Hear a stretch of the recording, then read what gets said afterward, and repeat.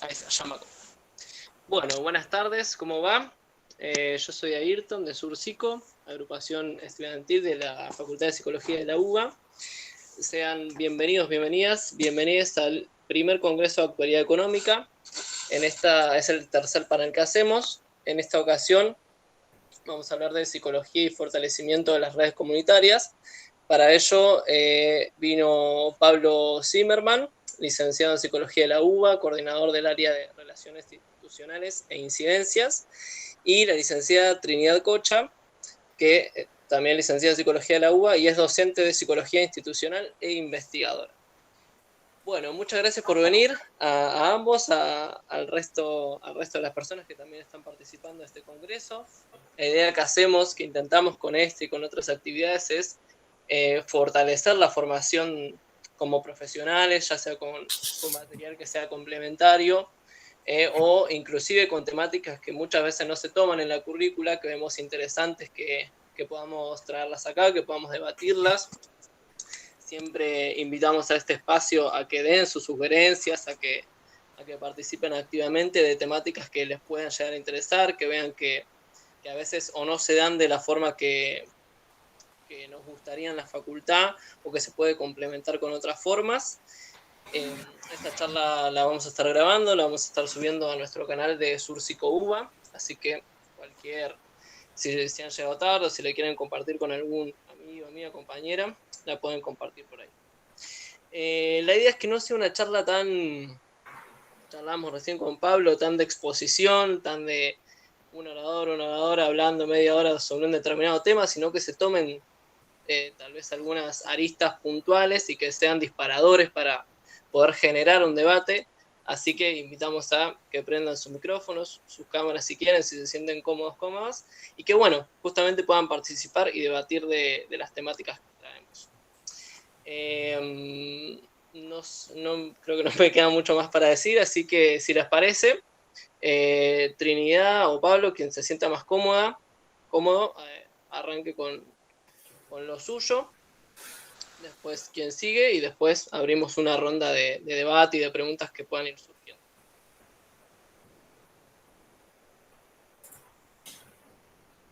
¿Más Trinidad? Bueno, vamos dialogando, si te parece, ¿no? Dale. Sí, porque tengo entendido que vos vas a hacer algo más conceptual quizás y bueno, nada, y cómo va surgiendo. Vamos. No sé si más conceptual. La verdad que había pensado compartir con todos una pregunta que en el último tiempo me parece que es central, ¿no? Sobre todo una pregunta que reflota en este contexto que estamos atravesando de pandemia, ¿no? Que es por la pregunta por qué puede, qué tiene, ¿no? La psicología para ofrecer a la comunidad, a sus organizaciones, a sus gentes, a sus identidades, ¿no? A sus necesidades. Y desde distintos dispositivos, ¿no? De abordaje de esta pregunta, como puede ser el dispositivo de la investigación, el dispositivo de la intervención en la comunidad y el dispositivo de la formación, ¿no? De profesionales en el espacio de la facultad. Me parece que estos dispositivos tienen en común, ¿no? Por un lado, pensar las herramientas con las que cuenta la psicología o las psicologías, si se quiere, ¿no? Para indagar, comprender, abordar, problematizar, ¿no? Identificar las necesidades hoy de la comunidad. Y por otro lado, también las herramientas para conceptualizar ese trabajo, ¿no? Desde la cátedra y desde el dispositivo también de investigación que llevamos adelante con proyectos, ¿no? Que vamos armando, sobre todo proyectos pro IMSI, que son proyectos, si bien no son financiados económicamente, son de alguna manera avalados por nuestra institución Facultad de Psicología. Y me parece que tienen en común, ¿no? La necesidad de ubicar coordenadas para la psicología que tiendan, ¿no? Cada vez más a construir un marco teórico articulado, integrado, y no tan parcializado como de alguna manera se viene percibiendo, ¿no? Como en sus distintos campos, ¿no? Esto de pensar, bueno, la psicología institucional por un lado, la psicología comunitaria por otro, el psicoanálisis por allá, ¿no? Esto de la teoría, la práctica, el individuo, la sociedad, ¿no? Estas clásicas dicotomías, la mente, el cuerpo, me parece que es necesario empezar a no solo a sistematizar y apropiarse, sino también a poner en juego, ¿no? En la formación, en la investigación, en la intervención, dispositivos que tiendan a conceptualizar, a sistematizar la práctica de la psicología de estos enfoques. En ese punto, exclusivamente, ¿no? Quizás contar un poco bueno, desde las comisiones, ¿no? Que acompaño en la cátedra junto a otros compañeros también en otras comisiones que abordamos distintas temáticas, lo que pensamos es cómo acompañar, por un lado, la formación de profesionales en psicología y por otro lado, por otro lado, pero que es lo mismo, ¿no? Es decir, cómo ir comprendiendo, ¿no? A las organizaciones sociales. Puntualmente trabajo con organizaciones que son proyectos colectivos, ¿no? Que son proyectos que surgieron después de la crisis del 2001 o ahí cerquita, ¿no? De la crisis 2001 en nuestro país. Son proyectos colectivos que intentan sobrellevar una crisis, una gran crisis social, pero fundamentalmente también económica, y que tienen que ver con algunas, ¿no? Reestructuraciones de fábricas, ¿no? Con lo llamado la recuperación de esos espacios de trabajo, y por otro lado con la conformación de colectivos cooperativos, ¿no? Es decir, la conformación de cooperativas que, sobre todo en el conurbano bonaerense, fue, digamos, una forma, ¿no? Muy antiquísima, ¿no? En la humanidad de cooperar, ¿no? Las comunidades y de reunirse solidariamente a hacer con otros, pero que me parece que este, el mundo de la modernidad y del capitalismo cada vez fue dejando más afuera, ¿no? Del discurso incluso, no solamente de las prácticas económicas, sino también del discurso. De hecho, todavía hablar de cooperativas sigue siendo como no solamente un modo alternativo a otro modelo, ¿no? Que es el que impera, sino que es algo que está muy asociado con algunas coordenadas, ¿no? Más de lo barrial, de lo popular, ¿no? Y no termina como de integrarse como una forma social del trabajo, ¿no? Con sus lógicas que son muy interesantes y que además arman una trama de la subjetividad con las prácticas institucionales como la del trabajo, que son muy interesantes para pensar prácticas saludables en el mundo laboral, ¿no? Donde por ahí la toma de decisiones es compartida, ¿no? La forma de la representatividad o de la circulación del poder, ¿no? El tema de la relación con el dinero, la distribución del dinero, ¿no? Las horizontalidades que se van tramando en ese punto, me parece que son formas muy interesantes de pensar en términos de lo saludable, ¿no? Para nuestra... Y eso es un poco también lo que en estos años que venimos trabajando con estas cooperativas, con estas fábricas recuperadas o con estos grupos comunitarios artísticos, porque hay muchos proyectos colectivos que no solamente se proponen, ¿no? Sobrellevar alguna situación económica, sino también el impacto de lo económico trajo aparejadas situaciones de soledad, situaciones de aislamiento, ¿no? Que la pérdida de trabajo, por ejemplo, ha generado, o el desempleo mismo. Este, y venimos conociendo estos dispositivos, algunos son teatrales, del teatro comunitario, ¿no? Y venimos ahí como indagando esas tramas, esos hilados, ¿no? Cómo van las personas desde otro tipo de saberes, ¿no? inventando, creando modos de poder estar con otros desde un lugar, ¿no? Que se haga justamente visible la diversidad, la heterogeneidad, la alteridad, ¿no? Con mucho respeto y sobre todo con mucha cooperación y solidaridad. Y eso lo vamos, digamos, como por un lado observando, ¿no? Lo venimos observando, lo venimos comprendiendo, lo venimos de alguna manera transduciendo, si se quiere, a nuestras herramientas. Y por otro lado también venimos reflexionando sobre nuestros propios modos, ¿no? Al interior de nuestra institución universitaria, nuestra institución académica, pensando cuáles son esos orígenes de nuestras teorías, ¿no? Quizás teorías que en su mayoría surgen ¿no? de observar la individualidad o de pensar la individualidad, no porque en esa teoría de origen no esté presente quizás el atravesamiento social, cultural, pero que con el tiempo se ha centrado exclusivamente, ¿no? A poder pensar la unidad de lo humano, ¿no? Quizás desenlazando un poco en los dispositivos de trabajo de la psicología, en sus distintas teorías, desenlazando un poco eso de la trama grupal, organizacional, social, comunitaria, institucional que tiene la subjetividad, ¿no? Y la identidad y lo que ello implica. Y en el acompañar a estos, ¿no? Y conocer y acompañar a estos dispositivos también fueron surgiendo, ¿no? De parte de los proyectos con los que venimos trabajando, algunas demandas, ¿no? Podríamos decir, demandas a la psicología, que algunas fueron esperables, ¿no? Que están dentro de las demandas que podríamos decir del imaginario social de la psicología, como la de ayudar o de brindar alguna solución, ¿no? O de que nos cuentan algo y entienden que podemos dar algún tipo de sugerencia al respecto o darnos cuenta de algo, y otras demandas que realmente nos sorprendieron y nos siguen sorprendiendo, ¿no? Es decir, que la comunidad también nos enseña a pensar esos desafíos, ¿no? A la práctica psicológica, cosa que no solemos pensar en la facultad si no estamos en contacto con la comunidad, no nos detenemos a pensar en nuestra formación y práctica, ¿no?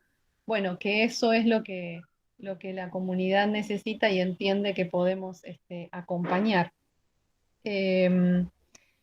Y creo que el contexto de pandemia visibilizó mucho más, ¿no? Por un lado, la, la emergencia de un tiempo esta parte, o la pregnancia de cierto individualismo, ¿no? En algunos discursos, sobre todo lo económico-social, y político también. Y por otro lado, desde la misma comunidad, esos saberes, ¿no? De hacer con otros, es de cómo decir, bueno, acá la solución está en lo colectivo, ¿no? Lo colectivo es, de alguna manera, siempre históricamente en los barrios, en las comunidades, en los proyectos, la salida, ¿no? Es la forma en la que podemos, de alguna manera, entienden, un poco intuitivamente y un poco también por cierta experiencia y sistematización de eso que vienen haciendo, salvarse, ¿no? Y lo cierto es que la comunidad viene resultando un espejo en el que también revisar nuestros propios modos de entender la psicología y el hacer de la psicología, ya sea en el ámbito que nos vayamos a dedicar, ¿no? El clínico, el educativo, el jurídico, el institucional, el comunitario, grupal, ¿no? O la investigación, por suerte nuestra profesión es una profesión que tiene, ¿no? Una multiplicidad de inserción profesional muy rica, muy vasta, pero bueno, repito, muy poco quizás mencionada o explorada en la formación, ¿no? En el espacio de trayecto de formación profesional. Así que, bueno, no sé si querés, Pablo, contar algo o preguntar algo a los demás, así vamos armando un diálogo.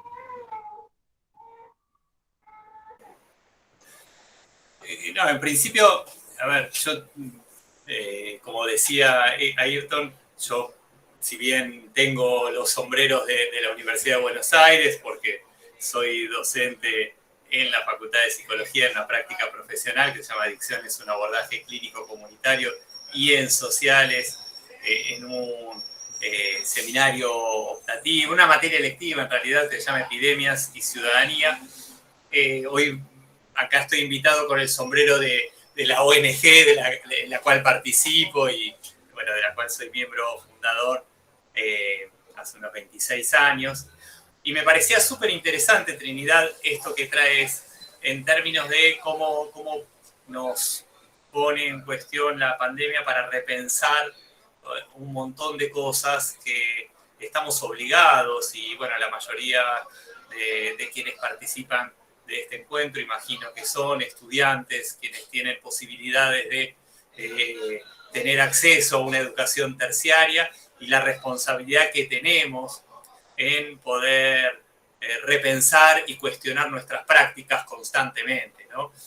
Creo que eso es algo que nos devolvió la pandemia una vez más. No es la primera vez que nos pasa, ¿no? Cada vez que volvemos a terreno nos debería pasar, pero quizás ahora con una fuerza mucho más grande. Y por otro lado, Trinidad, me parecía súper interesante algo que quizás nosotros sostenemos desde la ONG, pero que no siempre en las prácticas aparece con mucha evidencia, que es este vínculo virtuoso, diría, que vos planteabas entre poder entender los fenómenos sociales sobre los que vamos a intervenir, a partir de poder indagar, investigar, preguntar a los actores, escuchar a los actores, poder, a partir de eso, poder pensar cuáles son las mejores herramientas para intervenir y como poder sistematizar esas herramientas para que otros puedan también puedan aprovechar esas prácticas, ¿no? Quizás le sumaría algo que en temas tan sensibles como los que trabajamos nosotros, o algunos de los que trabajamos nosotros desde la ONG, como son los problemas relacionados con las drogas, complementarían algo de eso, que tienen que ver, bueno, el de la capacitación, por supuesto, vos lo tomabas y eso está clarísimo, tanto en la formalidad de lo institucional o universitario, como en otros campos, que vos lo relatabas muy bien. Y yo quizás lo que le sumaría es el campo de la incidencia política, ¿no? Cómo poder trabajar para que algunas de esas cosas que estamos viendo, algunas de esas cosas que queremos modificar, puedan tener un cambio en lo que tiene que ver con ciertos aspectos estructurales, dentro de los cuales la población con la que quizás con la que estamos trabajando conjuntamente pueda ver algún cambio más a mediano plazo, ¿no?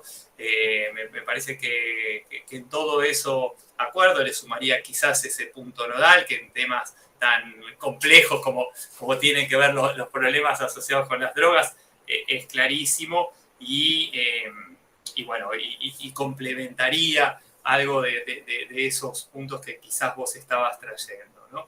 En nuestra experiencia, nosotros trabajamos el tema drogas desde una perspectiva no hegemónica, ¿sí? Eso quiere decir que también tuvimos que ponernos a dialogar con prácticas que... ustedes saben que sobre el tema de drogas todos sabemos algo sobre eso. O sea, no hay nadie que sobre drogas no sepa y no se sienta con derecho a poder hablar sobre eso. Y tenemos incluso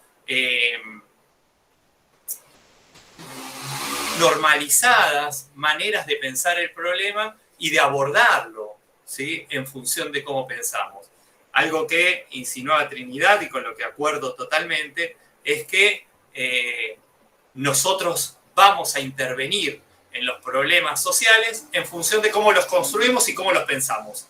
Entonces ahí todo el tiempo esa intervención define cómo pensamos el problema y cómo pensamos el problema define nuestra intervención en una retroalimentación de estos dos aspectos que muchas veces fortalecen ciertas maneras de intervenir que se normalizan y terminamos con intervenciones iatrogénicas en relación a aquello que esperamos.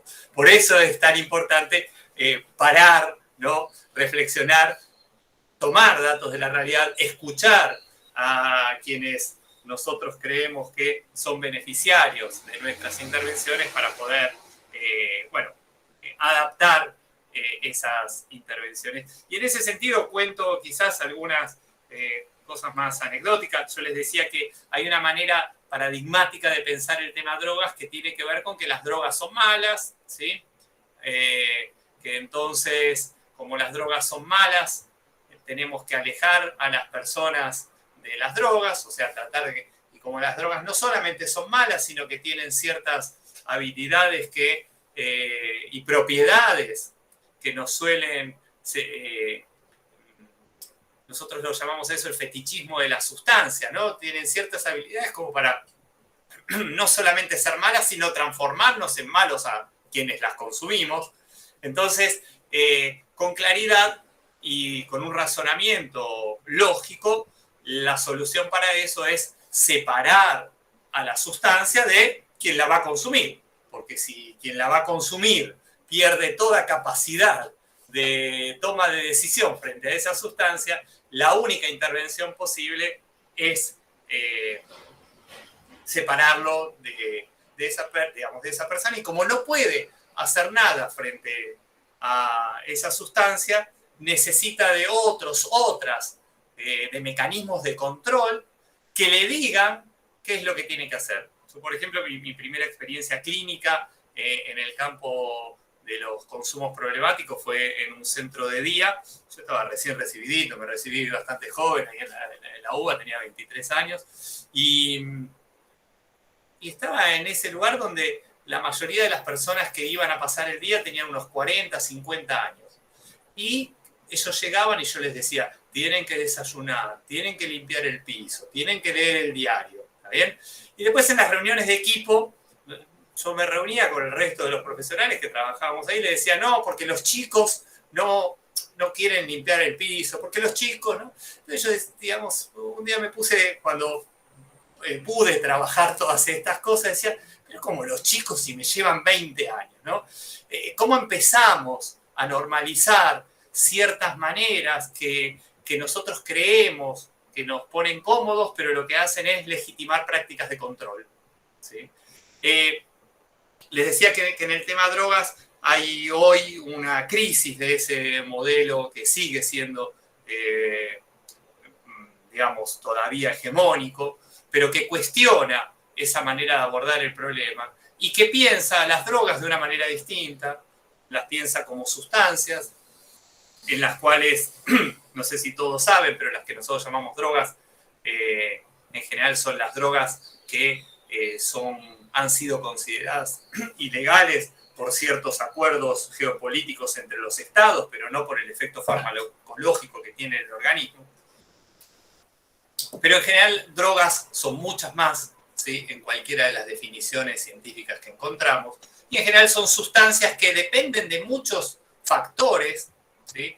Ya sean estructurales, ya sean personales, ya sean físicos, ya sean emotivos, ya sean circunstanciales, que pueden hacer que esa sustancia se acerque más a una situación que pueda ser o placentera o beneficiosa para quien la consume, o que pueda ser perjudicial para su salud y la acerca más a un consumo más riesgoso. Esta manera de pensar el problema se conoce internacionalmente y acá también como el modelo de reducción de riesgos y daños, ¿sí? Es un modelo básicamente que lo que intenta hacer es pensar a las personas como personas capaces de decidir, como sujetos de derechos, ¿sí? Construye, lo que intenta hacer esta práctica es pensar en los cuidados más allá de las sustancias, es pensar que la relación con las sustancias no pasa solamente por las dependencias, y por otro lado, esta perspectiva de trabajo que tuvo un desarrollo muy importante en la época de los 90, con quizás la irrupción de la pandemia del VIH-Sida, es una perspectiva que desde sus comienzos lo que hizo fue preguntarle a las personas que usaban drogas cuáles eran sus necesidades. Y no solamente eso, sino que se incorporaron a las personas que consumían drogas en los equipos de trabajo. Y se empezó a trabajar articuladamente entre equipos mixtos, entre profesionales y personas que usaban drogas. Se empezó a trabajar sobre los problemas que realmente los afectaban y que generalmente tenían más que ver con el estigma y la discriminación y no con el efecto que las sustancias tenían en sus cuerpos. Y esto, bueno, cambió la manera de poder intervenir y comprender el fenómeno. Nosotros tenemos 2 programas que quizás son ejemplos de eso, quizás alguno o alguna de ustedes conoce. Uno es PAF, el Proyecto de Atención en Fiestas, que es un programa que trabaja en ámbitos festivos, tratando de darle a las personas herramientas para poder lidiar con los riesgos que puede tener la práctica de consumir, como cualquier otra práctica, pero en este caso particularmente la práctica de consumo. Y otro programa que tenemos que se llama No te sientas zarpado, es un programa que tenemos localizado en González Catán, que trabaja con la comunidad, con diferentes ejes y de nuevo, de una manera comunitaria, formando, ahí es un trabajo con jóvenes. Los jóvenes tienen un espacio donde ellos trabajan con metodología de talleres, trabajan con la comunidad, se han formado para poder ser operadores comunitarios con distintos tipos de estrategias de intervención. Y bueno, nada, para un poco. Si después, no sé, Trinidad, si me tomé algo de lo tuyo y me fui un poco con lo que tenía preparado, así que traeme si querés y también abrimos al diálogo con el resto si hay inquietudes y eso. Pensaba en esto ¿no? De cuán común o cuán fácil es ir a esos lugares de tanto de apropiación como de objetalización, ¿no? De las personas, ya sea en este caso, ¿no? Los chicos, ¿no? Mis alumnos, no digo esta cosa de apropiarse, con un grupo de estudiantes en otra comisión que estamos exclusivamente trabajando cuestiones que tienen que ver con cómo algunas organizaciones atraviesan este contexto de pandemia desde una mirada de salud, están trabajando con lo que suelen llamarse geriátricos u hogares de adultos mayores. Y pasa algo similar a esto de, ¿no? La mirada sobre los adultos mayores, sobre, ¿no? Viejes, tiende también a infantilizar en esto, ¿no? De una mirada, además de cierta, ¿no? Inocencia, ¿no? Obviando, omitiendo, eludiendo, ¿no? Algo que ya el sistema de trabajo capitalista hace, los arroja fuera de lo económico, con lo cual, digamos, ¿no? La jubilación, la vejez ya los deja por fuera un sistema de producción económica y de la mano fuera de un sistema simbólico casi, ¿no? Y en esos lugares mucho más, donde casi que son depositados para subsistir el resto de lo que les quede.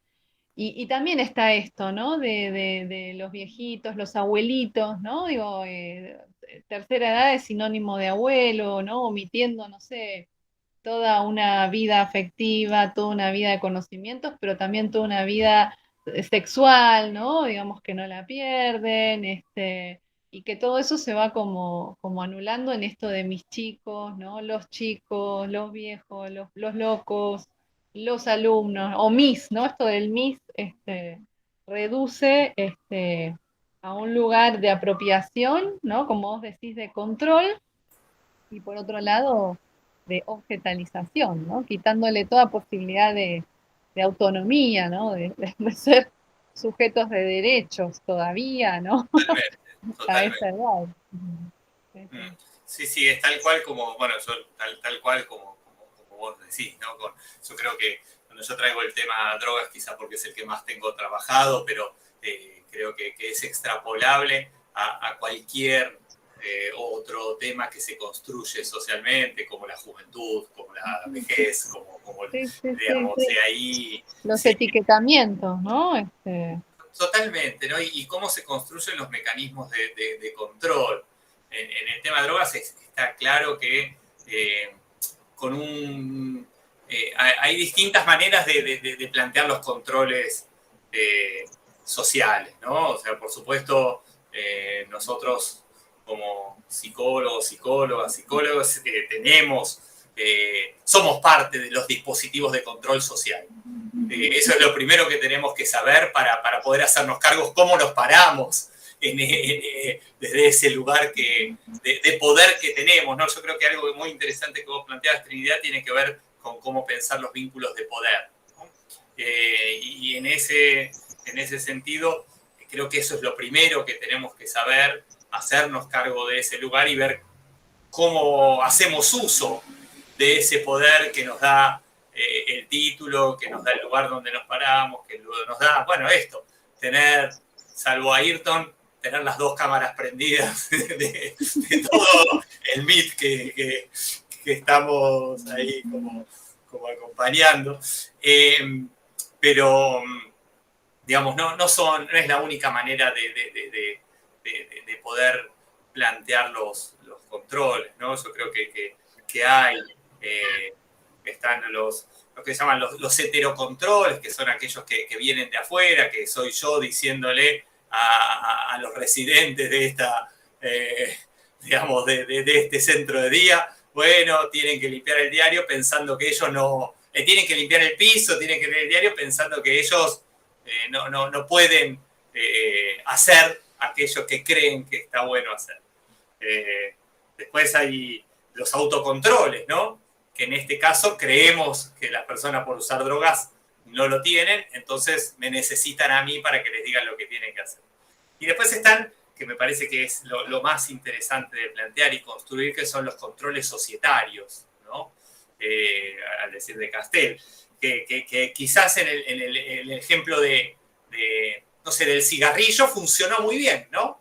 Y no estamos diciendo que no haga falta quizás una mezcla de los distintos controles para poder regular ciertas actividades en un marco de convivencia, ¿sí? Porque por supuesto que las leyes son muy importantes, por supuesto que cada uno sepa cuándo tiene que cruzar la calle, poniéndose autocontroles a eso, es súper importante, pero también es importante cómo vamos construyendo esos controles en el marco de las comunidades, ¿no? Esos controles societarios que, insisto, ¿no? En el tema del cigarrillo funcionó muy bien. Hoy es muy difícil que a alguien se le ocurra prender un cigarrillo en el colectivo, ¿sí? Bueno, en el avión ya es más difícil hoy en día, pero en el colectivo.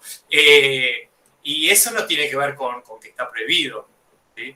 Tiene que ver básicamente con que otros van a decirle posiblemente, mirá, el humo me molesta, ¿no? Y la posibilidad de construir eso en relación a ciertos consumos y en relación, por supuesto, a un montón de otras prácticas hoy en día que tenemos, no sé, en un montón de temas que se han ganado tantos derechos en nuestro país en los últimos tiempos, me parece que es muy importante para que lo pensemos, porque claramente esas relaciones de poder después lideran, dirigen, creo, a mi entender por lo menos, cualquier práctica comunitaria y por supuesto cualquier práctica clínica.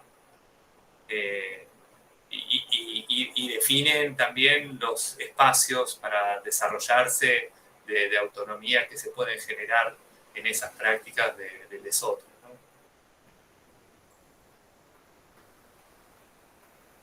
Sí, tal cual. No venía interviniendo porque me parecía que venía bastante bien el diálogo en ida y vuelta. ¿Se escucha un eco o...? No, perfecto. Genial. No, que venía bastante interesante el debate. Yo me parecía que inclusive con el cigarrillo se desarrolló como una empatía, si se quiere, ¿no? Es decir, ya no es tanto por lo... No digo que en todos los casos, pero en bastantes, no por lo prohibido, sino por... No lo hago porque probablemente a la otra persona le pueda llegar a molestar y me intereso por la salud y la integridad de la otra persona. Eso me parece que es loco cómo se fue desarrollando la psiquis. Y después, quería puntualizar en el hecho de qué rol cumplieron las redes comunitarias en la pandemia, si hay algo que se pudo rescatar de eso, que se pueda llegar a mantener, o al contrario, algo que se perdió y que debamos recuperar.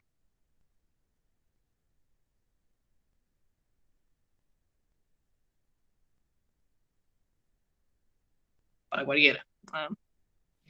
A mí me parece que las comunidades, o en este caso los proyectos con los que estamos ahí trabajando hace un tiempo, han sabido de alguna manera generar dispositivos de continuidad, ¿no? Me parece que lo pensaron desde ese lugar, ¿no? Con lo posible, con lo disponible, aprendiendo, ¿no? Me parece que lo primero que aparece es la pregunta, ¿cómo vamos a hacer para continuar con esto? ¿No? Sea eso de lo que se trate, encontrarse con otros, divertirse, crear, llevar adelante un ensayo, una obra, una puesta en escena, o trabajar, capacitarse, pensar, discutir en una asamblea, ¿no? De toma de decisiones, como en el caso de las cooperativas. Me parece que hubo algo que, digamos, lo colectivo tiene como muy enraizado, que tiene que ver con esto, con la continuidad de eso, ¿no? Y no pensar quizás como en términos más disruptivos, que por ahí en otras instancias suele suceder, ¿no?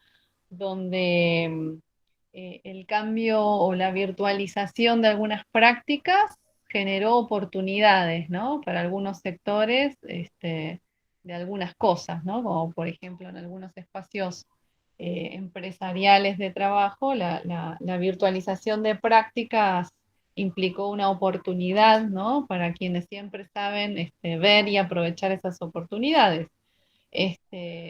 Digo, repitiendo esto, ¿no? Sin ningún tipo de miramiento si eso es beneficioso para los trabajadores, o si reditúa en algo saludable y bla, ¿no?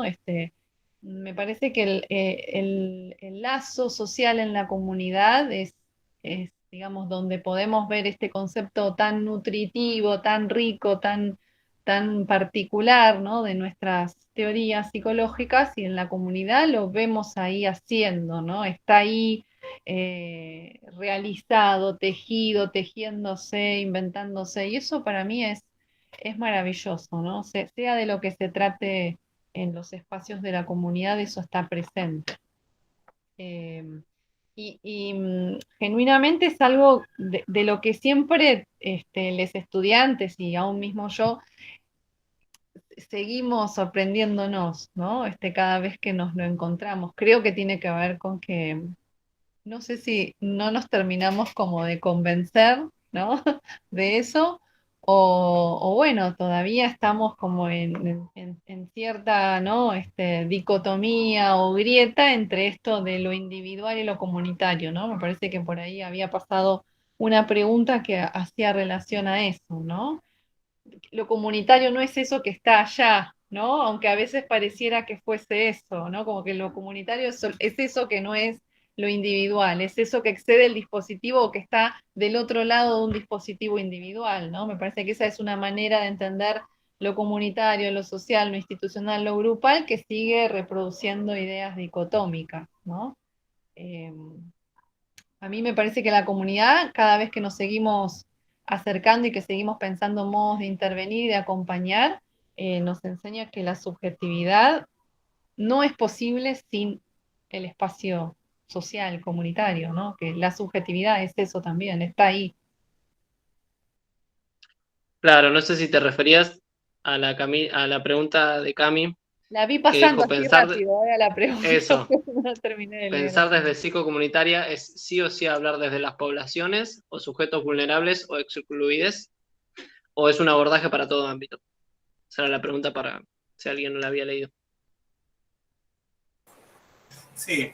A ver, cuento un poquito nuestra experiencia desde la asociación con nuestros proyectos en época de pandemia, y después retomo quizás lo de Cami. La realidad es que, bueno, como todos al principio, digamos, no sabíamos qué hacer. ¿Sí? Nos sentimos encerrados, nos encerramos, Pero si hay algo que tuvimos claro desde el principio es que quizás eran los momentos donde menos había que encerrarse, ¿no? A pesar de... entonces nos salimos con con una frase que era, bueno, ¿cómo hacer para estar en la distancia?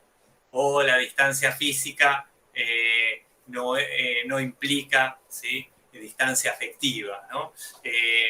Y eso empezamos a ver cómo lo traducíamos en cada una de las acciones que hacíamos. Por ejemplo, bueno, nosotros todos los años hacemos una campaña internacional, pero la lideramos acá en Argentina a nivel nacional, que se llama Acompañe, no castigue. Y ese año, la campaña fue estar en la distancia, y en estar en la distancia, cada una de las organizaciones del país que trabajaba mostraba qué estaba haciendo en la distancia. ¿Está bien? Desde repartir barbijos hasta, bueno, lo que estaba haciendo nuestro proyecto de atención en fiesta.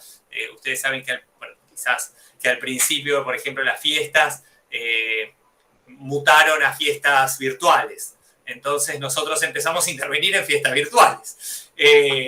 Después tuvimos un periodo donde se volvía todo a la presencialidad y todo el mundo hablaba de cómo iba a ser la vuelta, porque todo el mundo estaba esperando la vuelta para poder consumir 3 días seguidos.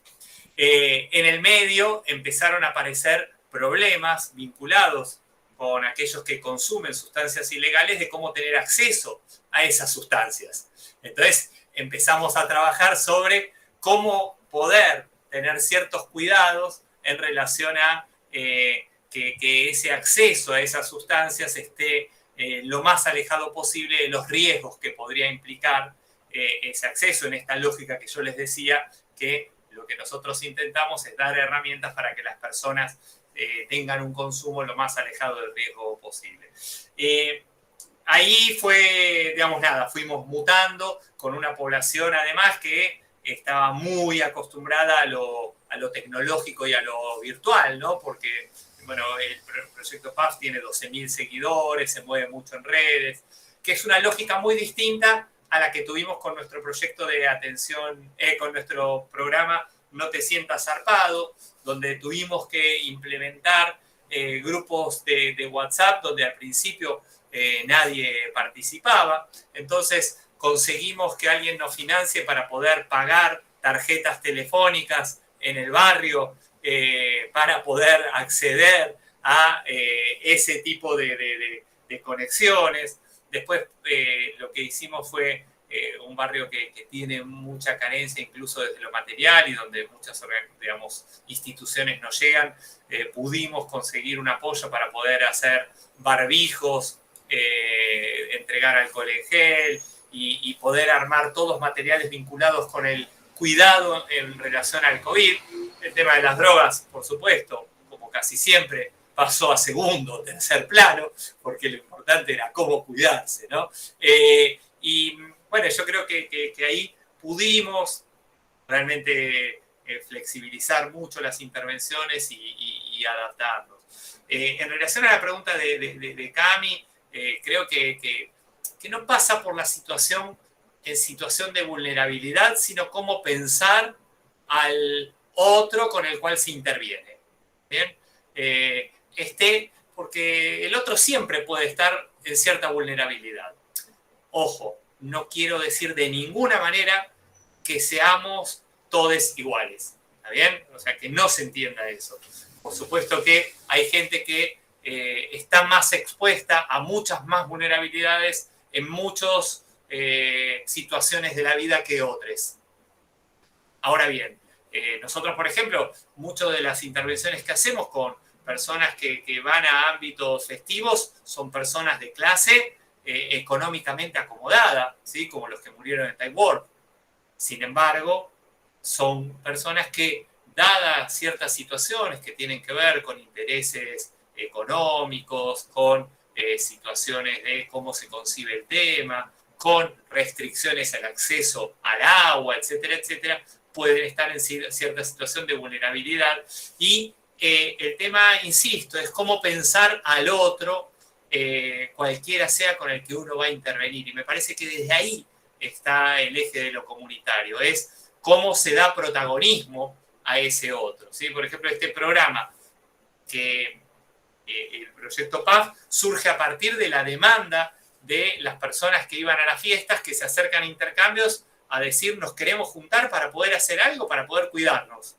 Entonces empiezan a aparecer voluntarios, nosotros los acompañamos con capacidad técnica, porque bueno, por los años de trabajo desde esta perspectiva, pero el saber en relación, a ver, yo una música electrónica no la había escuchado en mi vida, sin embargo, bueno, es a partir de esa construcción colectiva entre quienes son los beneficiarios de las acciones que deben participar, y creo que todas estas acciones deben ayudar a la autoorganización de esos grupos para poder defender sus propios derechos, es que creo que la psicología comunitaria debe entender su campo de intervención.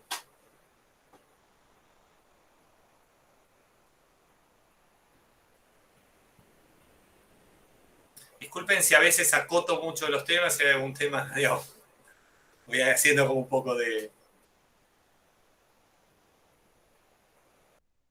No sé si Cami está contestada a tu pregunta, o querés comentar o dialogar con nosotros.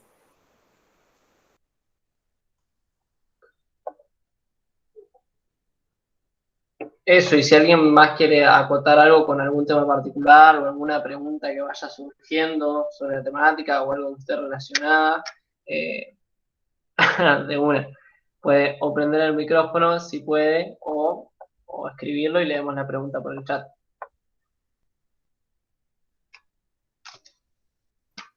Pablo, dijiste o no escuché yo si se comentó el nombre de la asociación, de la ONG.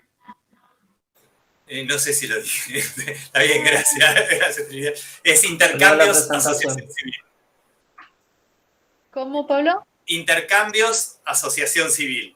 Incluso si alguno o alguna le interesa, es intercambios con s.org.ar, y aprovecho, paso un chivo. Les invito a estamos organizando nosotros hace 18 años que hacemos las conferencias nacionales sobre políticas de drogas. Bueno, el COVID nos transformó en virtual, y este año seguimos de manera virtual, así que el 1, 2 y 3 de diciembre son 6 mesas que se hacen a las 10 de la mañana y a las 6 de la tarde, que vamos a tomar algunos ejes de los que trabajamos, ¿no? Así que están todos invitados a acompañarnos en esa conferencia si tienen ganas. ¿Cómo se llamaba la organización, Pablo? Así lo escribo en el chat, por si alguien lo quiere. Intercambios, ponelo directamente, .org.ar. Bien. Org.ar. Y los otros son Proyecto PAF, si alguno es de la escena electrónica o de la fiesta, si le interesa. Y el otro es No Te Sientas Zarpado, los dos tienen ahí presencia en redes. Con Z siempre tuve esa duda. Sí, zarpado sí, sientas no. Zarpado. Sientas, estoy casi seguro que es con ese. Está bien, está bien. Hasta donde sabía, no sé. Pensaba un poco en lo que decía, ¿no? En la pregunta de Cami, porque digo, con la psicología institucional suele pasar lo mismo, ¿no? Digo, la psicología institucional es un ámbito de inserción, ¿no? De práctica, donde los psicólogos realizamos, ¿no? Intervenciones, pero también es una perspectiva de abordaje de la subjetividad, ¿no? Es un modo de posicionar nuestra mirada, nuestra escucha, ¿no? Nuestro modo de pensar el trabajo con otros, atendiendo, ¿no? A esa construcción histórica que también tiene nuestra subjetividad y los distintos modos de instalarse los padecimientos en nuestra cultura, ¿no? Que ya, digamos, el mismo Freud en sus últimos escritos introducía y nos acercaba a pensar, ¿no? Que aún esos síntomas, esas estructuras psíquicas tienen un anclaje y tienen elementos que se toman de lo cultural, ¿no? No solamente incluso de lo propio familiar, ¿no? Inconsciente. Digo, hay algo ahí de la trama inconsciente que es institucional en ese punto. Y lo pensaba en relación a los nombres de los espacios académicos, incluso, Pablo, en los que, ¿no? Digo, los nombres esos de las prácticas, ¿no? Me parece interesante porque me parece que un poco hacen lugar a esa idea de dónde está lo comunitario ahí, ¿no? Mm, sí, Me claro. parecía interesante, en ambas facultades, digo, ¿no? Como, Sí, sí. A nosotros en sociales nos cargan porque tenemos un nombre muy largo, ¿no? Porque se llama Epidemias y Ciudadanía, Fundamentos, Políticas e Intervención Profesional, ¿no? Pero bueno, tiene que ver también con la manera, digamos, de pensar complejamente las intervenciones. Es imposible pensar las intervenciones sin pensarla en términos de las pujas de las relaciones de poder, o sea, las políticas, y bueno, y por supuesto cómo se construye el problema, ¿no? Y sí, uno cuando lee las currículas sabe mucho de cómo están pensadas las carreras, ¿no? sí, sí, sí, sí, sí. Y bueno, y ni hablar de dónde está lo optativo, ¿no? Lo obligatorio, digamos, o sea, también es un tema. Claro, claro, sí, sí, ustedes que piensan lo institucional, pero no, me imagino que es un tema para divertirse un rato. Sí, sí. Y algo, ¿no? Que vos mencionabas y que es un tema muy recurrente en las comisiones en este último tiempo, es como el significante, ¿no? Del cuidar o del cuidado, ¿no? Me parece que se dimensionó mucho en el contexto de pandemia, ¿no? Digo, en los espacios comunitarios, pero también al interior de la vida de todos, ¿no? Me parece que el cuidar y el cuidado fue resonando, se fue ampliando, fue, ¿no? Generó como, hablando de fiestas electrónicas, como una especie de, por momentos, de aturdimiento, ¿no? ¿De qué estamos hablando cuando decimos cuidar, ¿no? Como que era un bombardeo de cosas, ¿no? Desde lo Ujú. histórico, cultural, ¿no? Desde la distribución también de la perspectiva de género en eso, ¿no? Me parece que la mirada de la pandemia nos permitió descentrar ciertas cuestiones, ampliar esa mirada e incorporarla desde otro lugar a nuestra práctica profesional, ¿no? Porque viste que a veces hablar de algunas cosas es muy temido en la psicología, ¿no? ¿Qué es eso que la psicología cuida del otro, ¿no? No, sí, tal cual, tal cual. O sea, de acuerdo plenamente en lo Lo que decís. mismo con asistencia, ¿no? Por momentos la asistencia es como una mala palabra, pero claro, tiene algunas pregnancias históricas que son interesantes de desmistificar, ¿no? En el imaginario social y que redundan en nuestro propio imaginario profesional.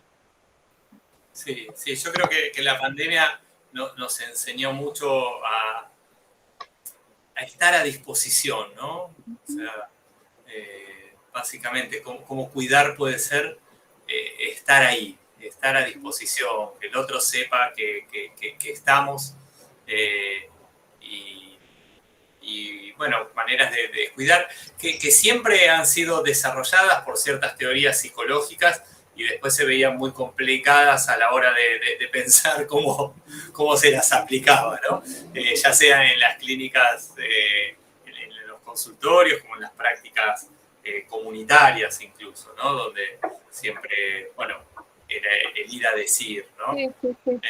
Y Yo no... incluso en algunos espacios de supervisión, ¿no? De la clínica, incluso privada, si se quiere, digo, esto de responder un WhatsApp, ¿no? En otro momento incluso pensar en dar o no un número a alguien generaba todo un debate, un dilema, ¿no?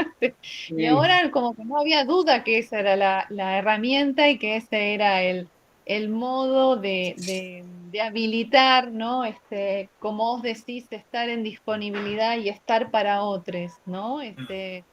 La pandemia creo que nos permitió como resignificar un montón de cosas que en otro momento, nada, quizás nos cuestionábamos, ¿no? Lo pensábamos. Bueno, quizás vos desde tu práctica un poco distinto eso ya venía haciendo, ¿no? Pero creo que esto de un número de teléfono propio, ¿no? No clavar un visto, digo, estas cosas que, ¿no? Son interesantes Esos códigos. Sí. Sí. Ahí hay unas preguntas de Camila. Pensando un poco en lo que decía yo al principio de estrategias para incidir en las políticas y relaciones de poder, ¿cuáles serían estas? Bueno, yo creo que hay distintos tipos de estrategias, ¿no? Tiene que haber, por un lado, son estrategias políticas para legitimar prácticas. Nosotros, no sé, en nuestra experiencia, por ejemplo, hablar de reducción de daños en los 90 era una locura. Nosotros empezamos con programas de entregas de jeringas, cuando acá la práctica del uso inyectable de sustancias era un problema grave de salud pública. Y bueno, y para eso tuvimos que armamos seminarios con funcionarios del Poder Judicial, con funcionarios del Ministerio de Seguridad, tratábamos de bajar a la policía, o sea, capacitábamos cuando estaba Slañán en provincia, que era un ministro de Seguridad de ya hace unos cuantos años, o por lo menos en esa gestión, trabajábamos con él y su cúpula para que pueda bajar normativas a las fuerzas de seguridad. O sea, es poder pensar que cuando uno trabaja en comunidad, no se acaba el trabajo con quienes uno, con el que uno define como el beneficiario de sus acciones. Porque el que uno, no sé, nosotros trabajamos con personas que usan drogas, pero las personas que usan drogas viven con personas que no usan drogas. Y esas personas que usan drogas van a la escuela, van al colegio, quieren acceder a servicios de salud, tienen problemas con la policía los manda les inicia una causa donde interviene el Poder Judicial, ¿no? Hay distintos actores y me parece que pensar los problemas sociales de manera comunitaria implica pensar un trabajo con todos los actores involucrados. Se me ocurrió un ejemplo, a ver si lo encuentro, se los comparto. Nosotros cuando trabajamos en reducción de daños, trabajamos fundamentalmente, hay dos niveles sobre los que trabajamos, sobre los que consideramos efectos primarios, que son los que pueden relacionarse con lo que tienen que ver con la naturaleza de la propia sustancia, y lo que llamamos efectos secundarios, ¿sí? Que bueno, un criminólogo crítico, Pavarini, dice que son los que son consecuencia de la criminalización y la reacción social, los costos sociales que tiene la criminalización de los usos de drogas, ¿no? Y a partir de ahí, el tema de trabajar sobre estigma y discriminación es muy importante. Y nosotros sacamos un material, si lo encuentro, se los leo, porque no me lo acuerdo de memoria, que sacamos 3 versiones. Uno para poder trabajar con las personas que usan drogas, para poder tratar de que puedan empoderarse en lo que tiene que ver con la defensa de sus derechos. Un material que estaba dirigido a el personal de salud, con el que podía tener contacto las personas que usan drogas, y uno con las personas que convivían con personas que usan drogas. Acá lo encontré, déjenme ver si me lo amplío, se los leo. Por ejemplo, este es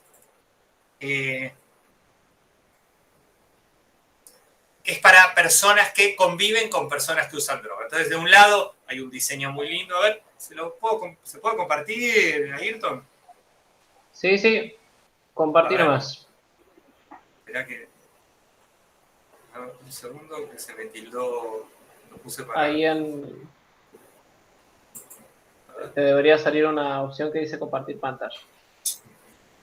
Bueno, se me tildó la máquina, no sé si estoy todavía en línea, pero... No, sí, yo te escucho. Ok. No sé si vos no me escuchás. Bien. A ver. Esperar a que responda el programa. Un segundo que se me tildó. No veo nada. Pido disculpas. Bueno, les decía. No puede pasar. Ahí está cerrando el power.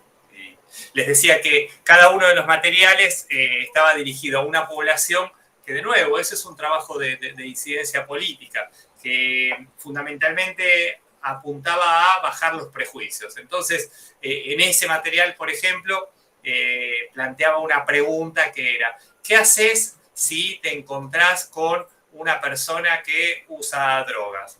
Cruzás la calle, ¿sí? A ver, si me dan un segundo y puedo, se los leo. En memoria está un poco más difícil. Si no, si querés, Pablo, pasámelo y lo comparto, si lo tenés ahí a mano. Sí, ahí está abriéndose, se cerró, se ve que se tildó. Ah, perfecto, perfecto. Eso de la foto, ¿no? Es una foto de... Muy bien. Ahí estamos, a ver. Y ahora compartir. ¿Cómo es compartir? Acá. Presentar ahora. Es un segundo nada más para que además puedan ver. Compartir. ¿Lo ven?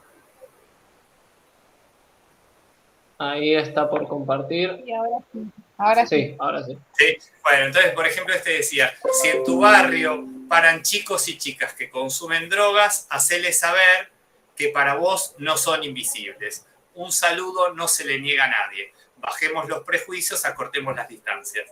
¿Qué haces cuando ves una persona que tiene problemas con el consumo de drogas? Marca con una cruz. Me asusto, siento pena, siento impotencia, me da bronca. Se me ocurre qué se podría hacer. Me acerco y le pregunto si necesita algo. El estigma y la discriminación son barreras que acrecentan el aislamiento. Animarnos a un hola es abrir una puerta a una relación distinta con las usuarias y usuarios de drogas del barrio, ¿no? Y acá, por ejemplo, hay otro que es para, a ver si ahí se puede ver, desde escuelas, hospitales y centros de salud podemos dar el primer paso. Para cambiar, algo se tiene que mover, cualquiera puede empezar, bajemos los prejuicios, acortemos las distancias. Si queremos acercarnos a una persona que consume, con consumo problemático de drogas, es importante escuchar sus sentimientos, preocupaciones y prioridades. Hacerle saber que nos importa lo que le pasa. Brindar atención teniendo en cuenta sus necesidades. Flexibilizar los horarios y requisitos de la atención. Aceptar que puede querer algo diferente a lo que nosotros creemos que es mejor. Nada cambia si siempre hacemos lo mismo. Nadie cambia si siempre hacemos lo mismo. Para cambiar, algo se tiene que mover, a nosotros nos toca empezar, ¿no? Bueno, ese es un trabajo también de clara incidencia política con los actores involucrados en los barrios donde trabajamos y hay muchas poblaciones involucradas en la interacción con las personas que consumen drogas. En el caso nuestro, pero será con cualquier otra población con la que se decida trabajar de manera comunitaria.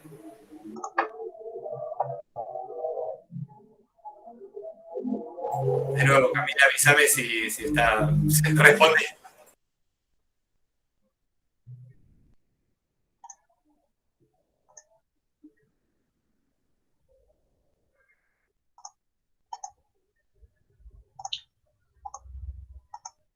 No sé si, Cami, querías comentar algo al respecto sobre eso. Yo tenía una duda de si entonces se puede pensar que desde este campo es todavía más importante los roles del entorno en el espacio terapéutico más allá del beneficiario, es decir, lo que serían instituciones, vínculos y demás.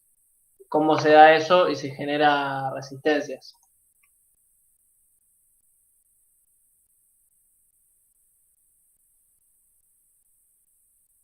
Vas vos, Trinidad. Yo no entendí muy bien la pregunta, Ayrton, te soy honesto. No, tampoco. De una. Repito entonces. Si desde este campo, es decir, de la psicología comunitaria, es todavía más importante tener en cuenta los roles que tendría el entorno en el cual estaría la persona. Es decir, ya sean las instituciones, los vínculos con otras personas, o si genera resistencias.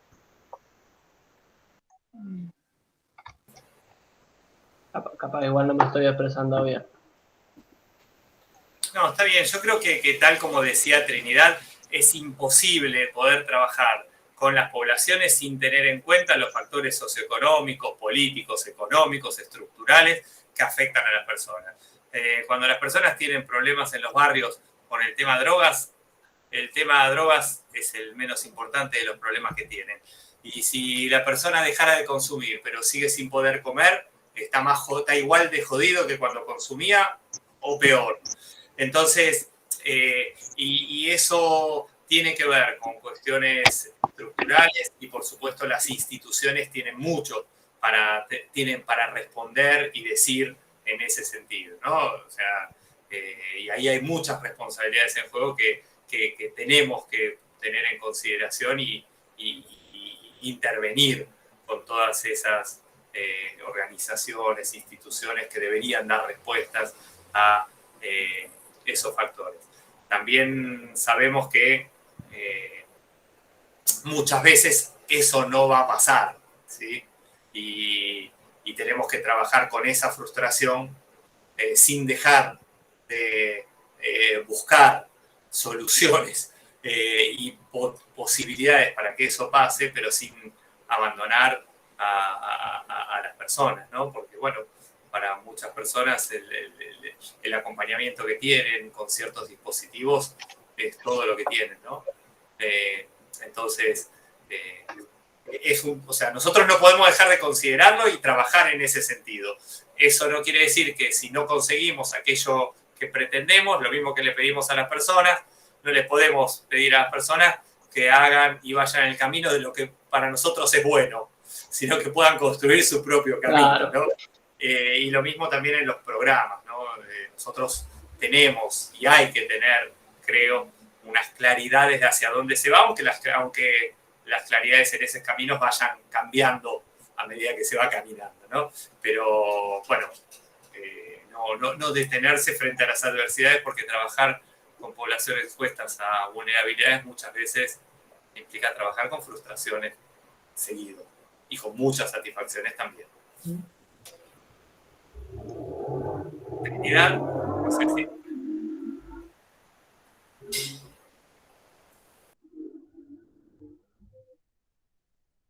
Apareció una personita ahí en la cámara de Trinidad. Divido mi atención en este momento.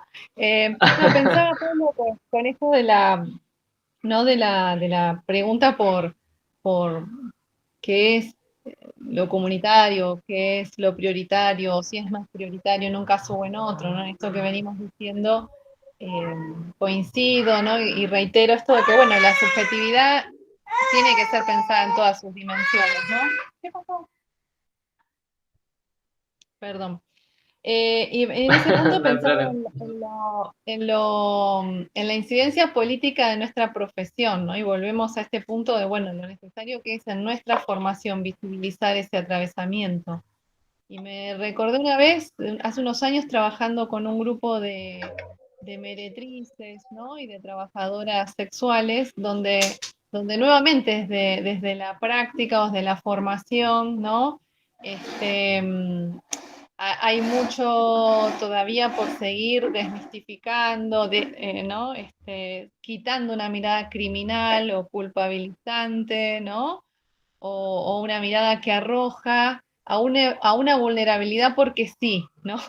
Son vulnerables porque se dedican o hacen esto, ¿no? Digo, descontextualizando o quitándole la incidencia, ¿no? Lo político. Me quedo con esa palabra que vos traías, Pablo, ¿no? Que siempre pensamos el atravesamiento, pero me parece que el atravesamiento es distinto de pensar la incidencia. Me gusta más la palabra incidencia, me parece más aguda y urgente al mismo tiempo, ¿no? Como que la palabra atravesar es como, bueno, por ahí pasa, por ahí no, ¿no? Y además está la posibilidad de eludir que me toque o no me toque, pero digo, la incidencia es algo que nos implica, me parece, a pensar en nuestra formación eso político, ¿no? En los temas sociales que se trate, la trata de personas, la prostitución o el trabajo social, como se quiera, ¿no? Digo, depende cómo se lo piense, también es como que se lo nomina, ¿no? En términos también de, bueno, me acuerdo que en ese momento la discusión era si se elegía o no trabajar, ¿no? En esas condiciones, como si eso fuese una decisión, es como pensar si la gente elige o no consumir, ¿no? Pensaba en eso. Digo, Ojo, no si es todos eligiéramos de qué trabajar, ¿no? Si no Claro. Tuviésemos esa dicha.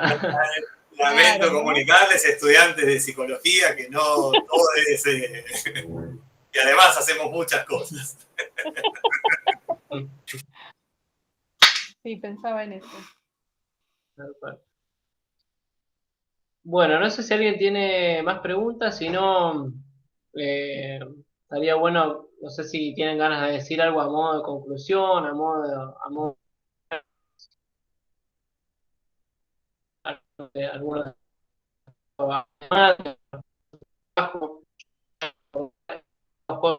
Se corta, yo no escucho ya lo que es. ahora sí, Más o menos.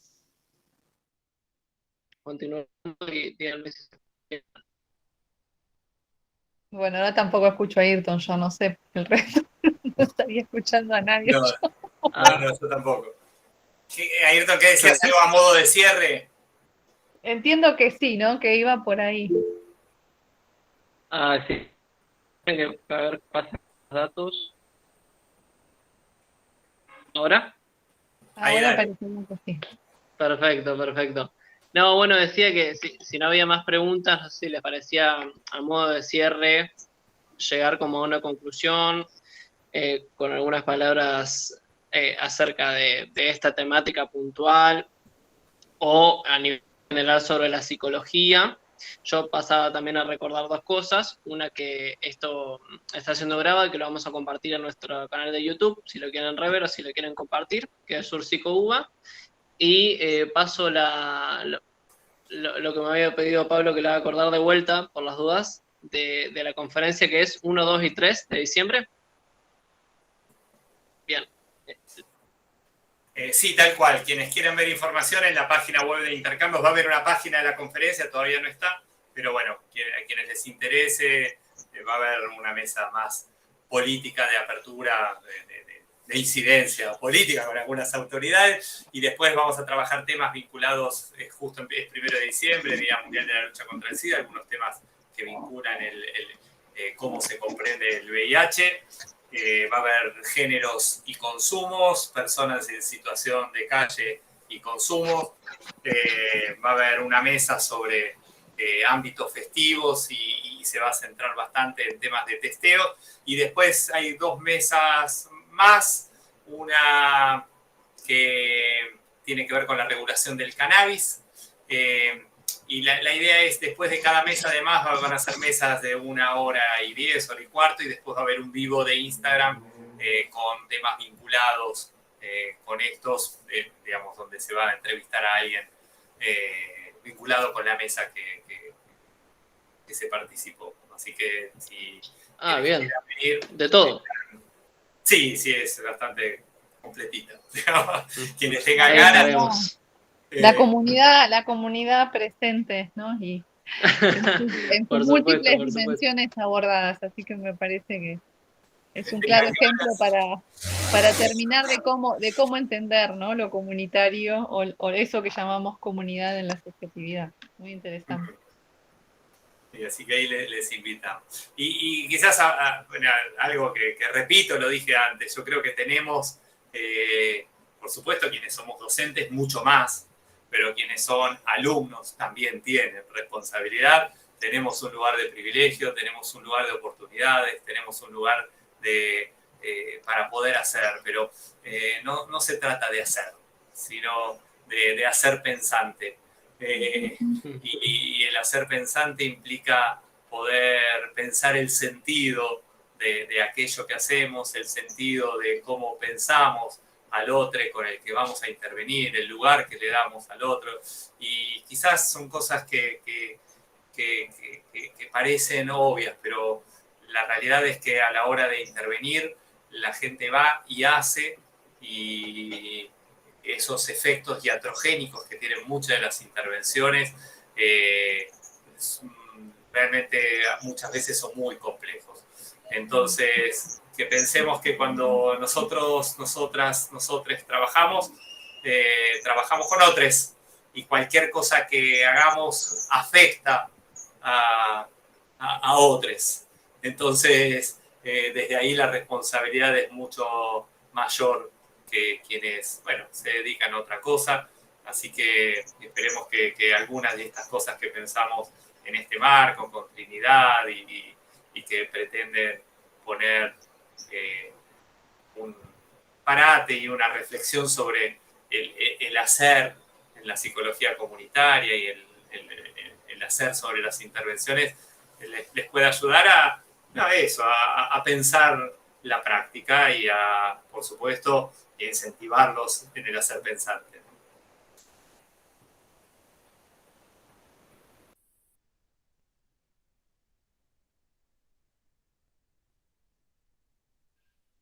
Bueno, yo agradecer, ¿no? Me sumo al cierre de Pablo, en esa invitación de un hacer sentipensante también, ¿no? Tomando estas ideas de Fernando Ulloa, ¿no? De pensar prácticas tiernas, ¿no? Sobre todo en momentos de crisis o momentos críticos que lamentablemente en los últimos años nuestro país viene como teniendo varios. Es necesario construir prácticas desde la ternura, ¿no? En los espacios sociales, un poco para terminar con los cinismos, ¿no? Porque las prácticas iatrogénicas en un punto terminan siendo eso, ¿no? Prácticas cínicas, es un hacer, un como si, ¿no? Un como si estuviésemos haciendo algo y en realidad se puede llegar a seguir reproduciendo muchas cosas en esa línea. Y bueno, y bienvenidos, ¿no? A los estudiantes que están ahí transitando o ingresando, ¿por qué no? A esta preciosa profesión, a esta preciosa carrera y a esta hermosa universidad también. Y gracias por la invitación nuevamente. Un placer, Bueno, Pablo.